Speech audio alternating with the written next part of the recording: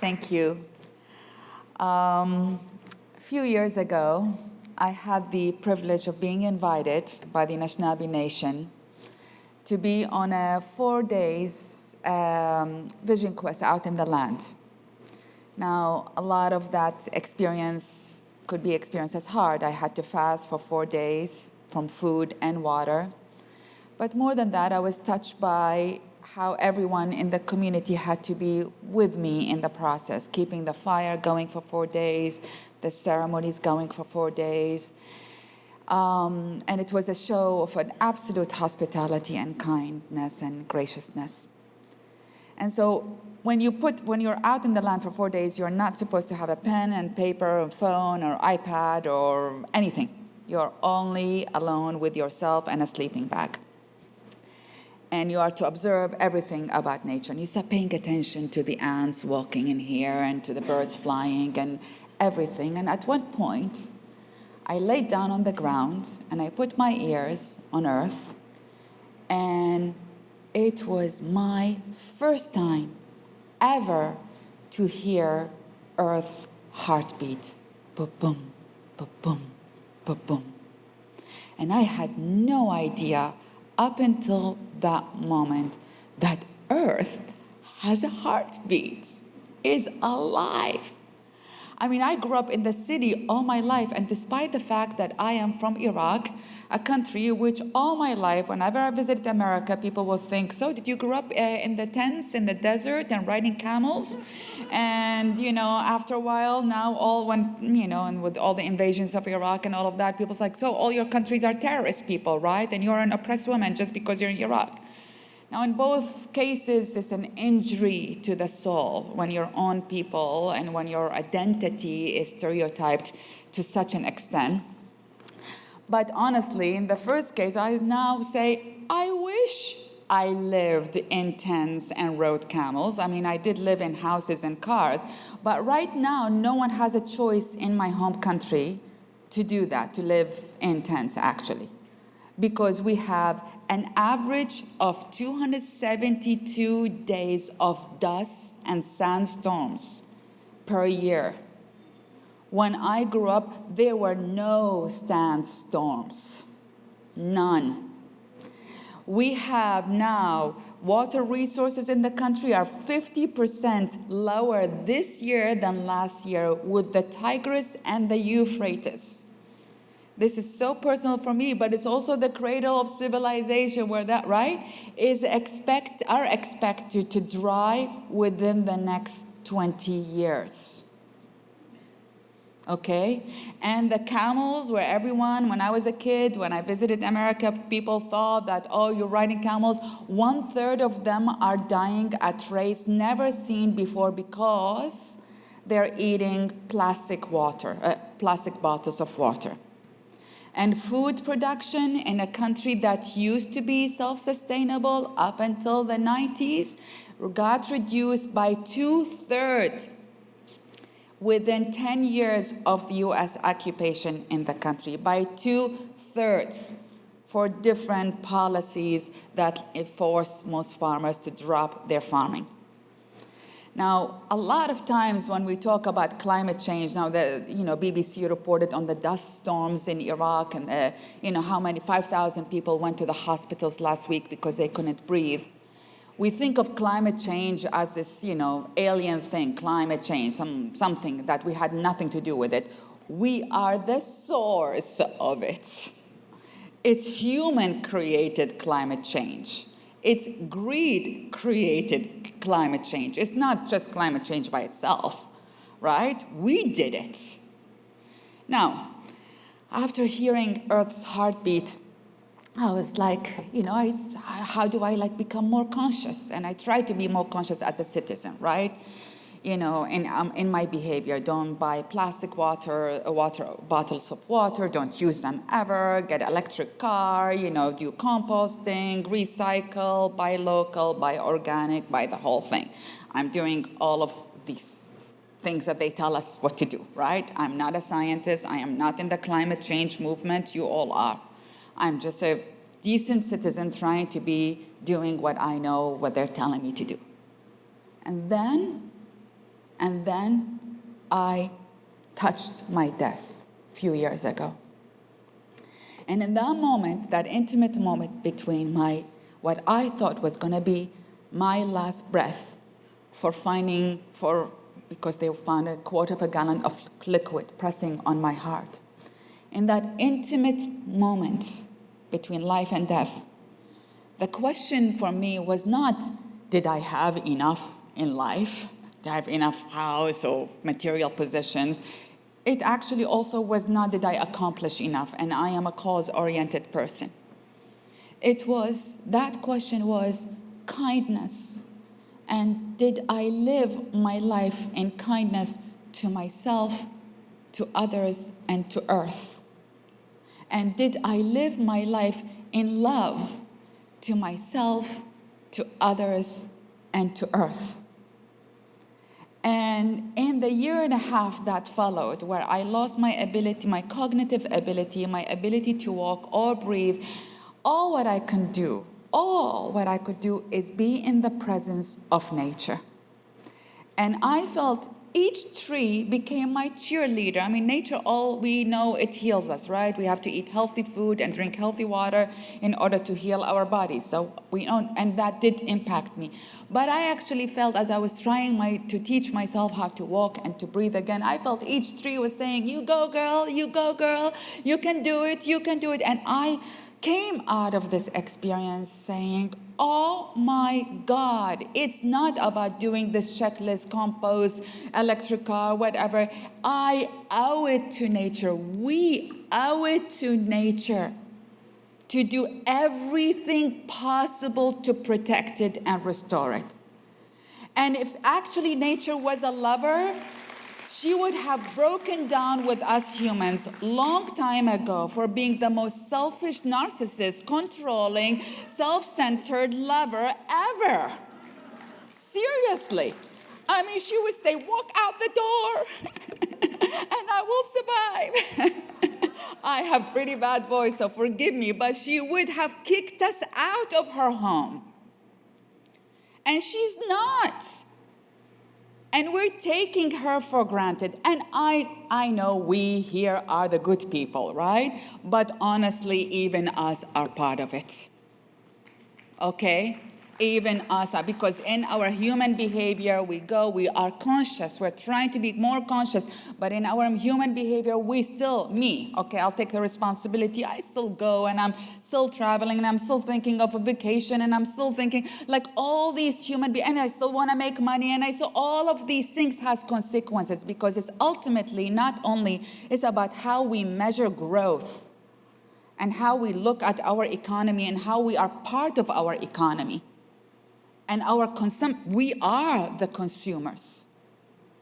And so it's not something separated from us. We are part of the crisis, not separated out of it. So what do we do? So I came out of my new life saying, I don't know what I'm going to do, but I'm going to do everything possible to pay back to nature because I'm grateful for it for saving me.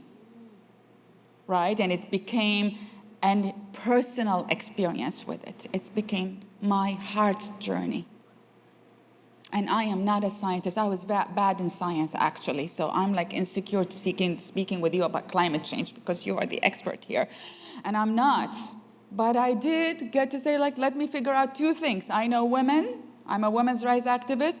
And let me study the climate. And that's when I was so grateful to have met Justin Winters of One Earth and learn about One Earth studies and what they are seeing. Because up until then, we know that, global temperature, we have to keep global temperature below 1.5 degrees Celsius, right?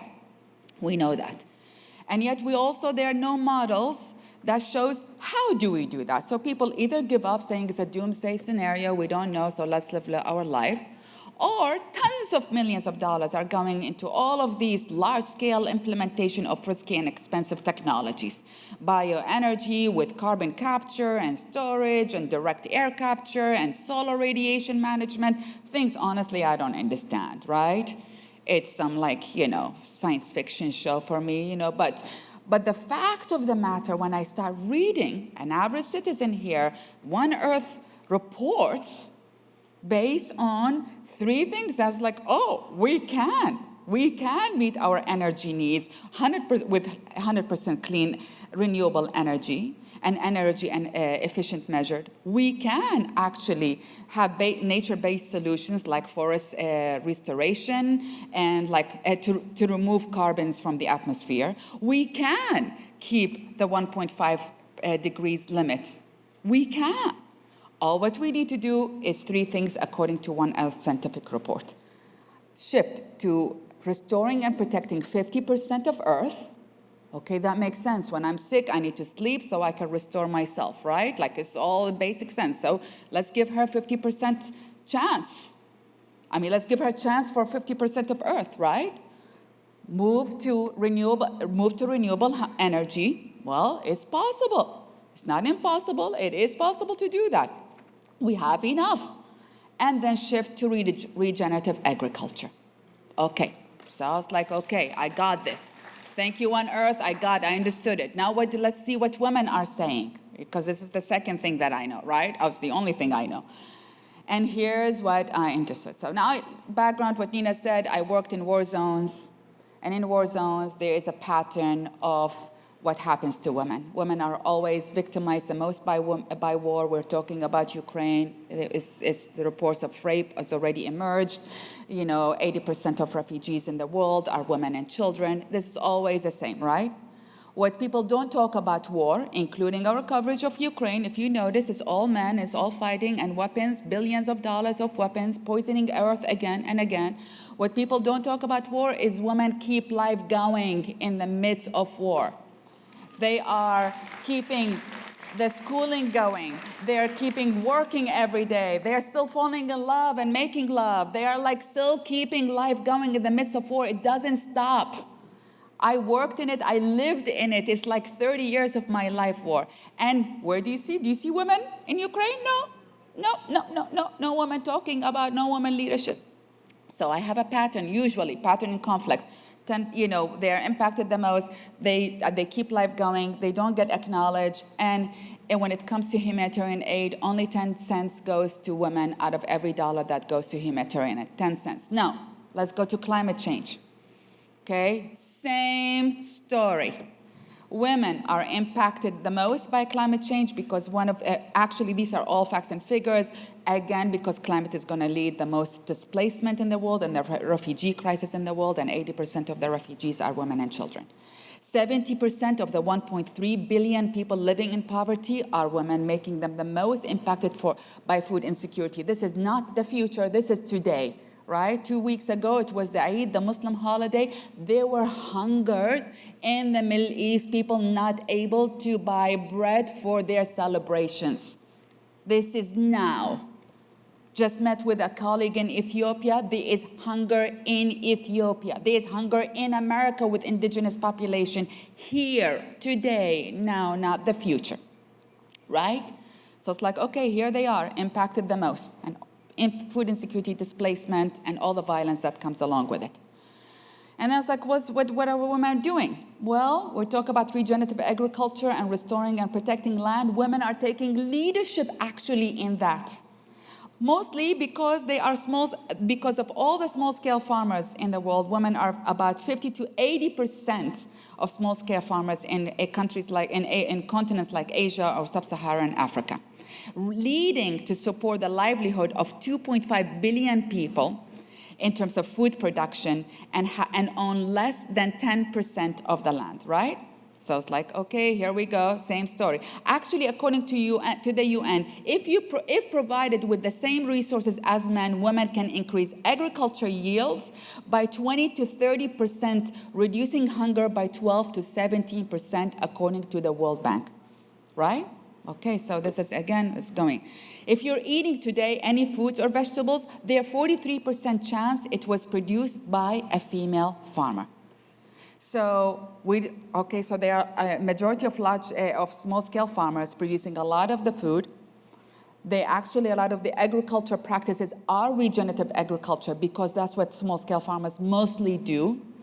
Indigenous women from all over the world, where their land represent 30% of the land that needs to be protected and restored, and represent 80% of the land that has biodiversity, and the protection of that is important, are on the front lines fighting to protect that land, fighting to protect these lands all over the world. And you know how much money women get? 2 cents out of every dollar that goes to environmental issues. 2 cents out of every dollar. Now that pissed me off, seriously. I mean, I came from the war zones issues and they get 10 cents. I fought all my life to increase it to 50 cents, which is still not happening. And then in the climate and environmental issues, women get 2 cents. Now, then we started looking into what our women are saying, you know? We realize actually they have not more likelihood, women are making greater change in their personal habits to tackle climate change than men. Women express more concerns about climate change than men do. 35% of women compared to 29% of men worry about climate change. 37% of women compared to 28% of men believe global warming will threaten their way of life during their lifetime. It goes on and on and on, and women are more likely to recycle, buy organic food, eco-label products, endorse energy efficient measures than men.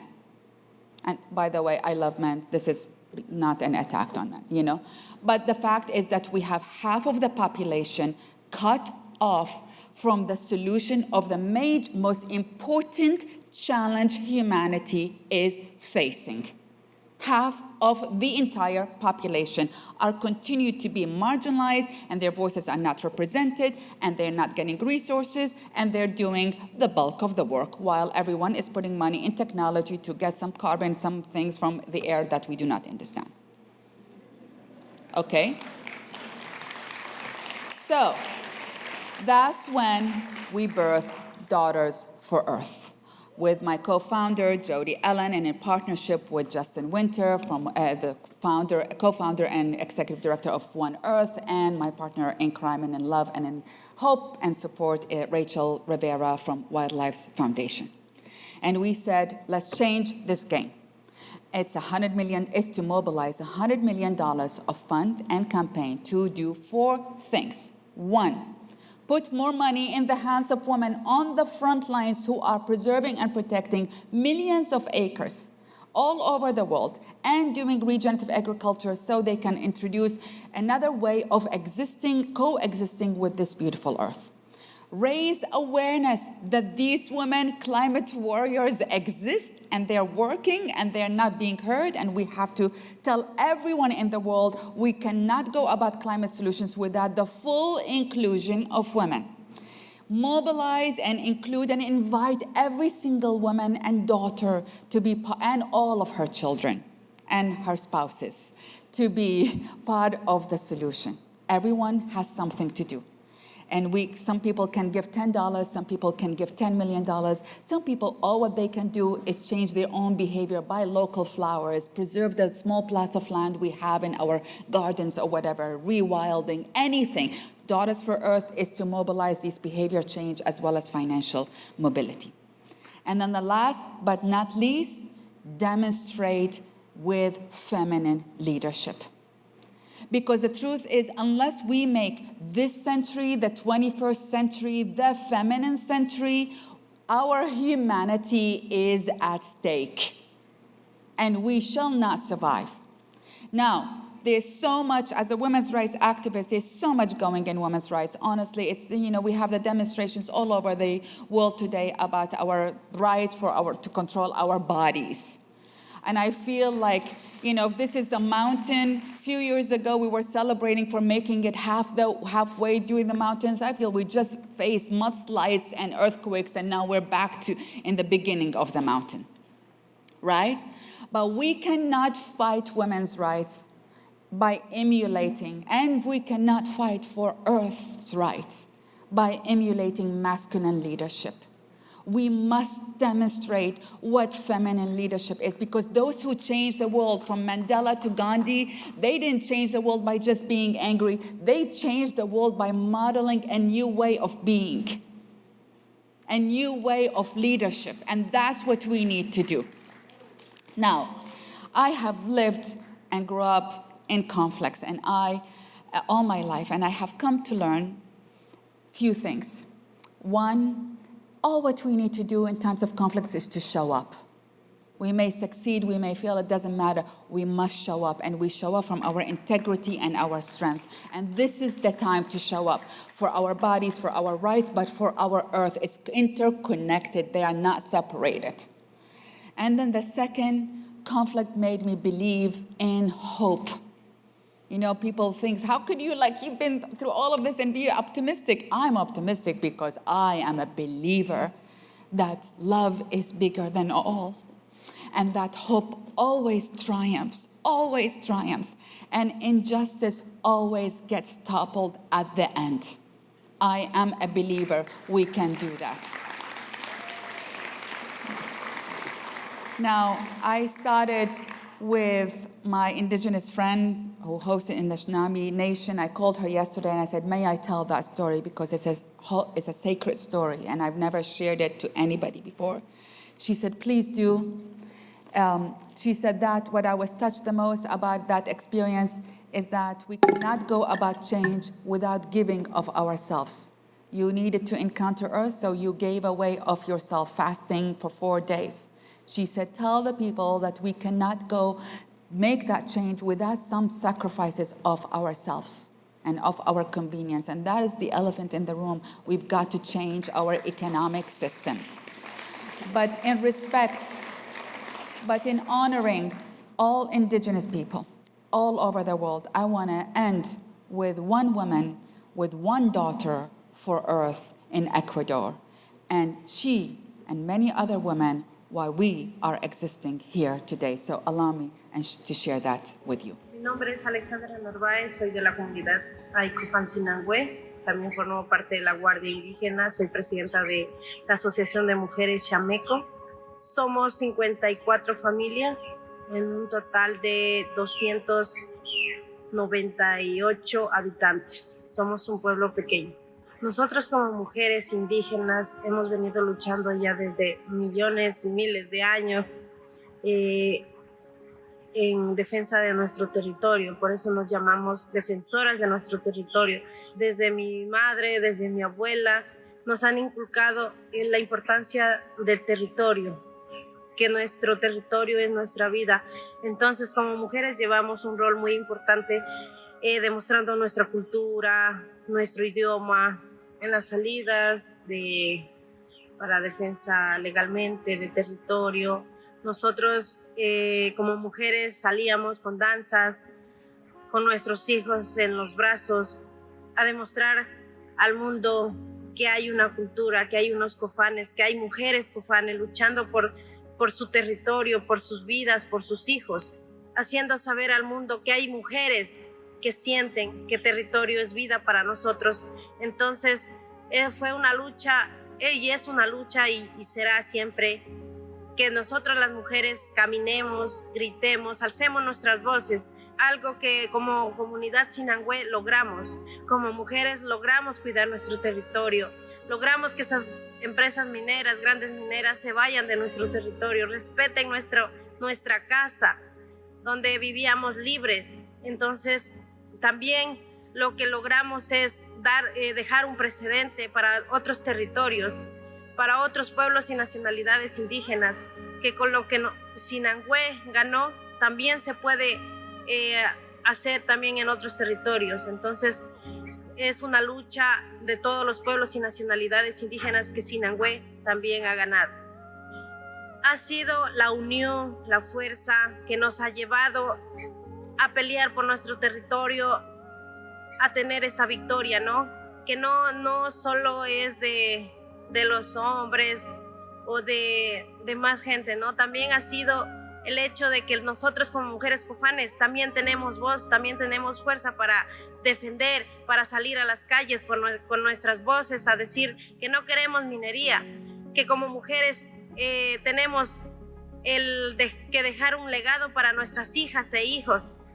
Invitamos a todos a que se unan a esta lucha de las hijas de la tierra, de llevar vida a todos los territorios, de de decirle al mundo que nos unamos todos, nos aliemos y juntamente luchemos para que tener aún un mundo donde respirar un aire puro y unos territorios intactos.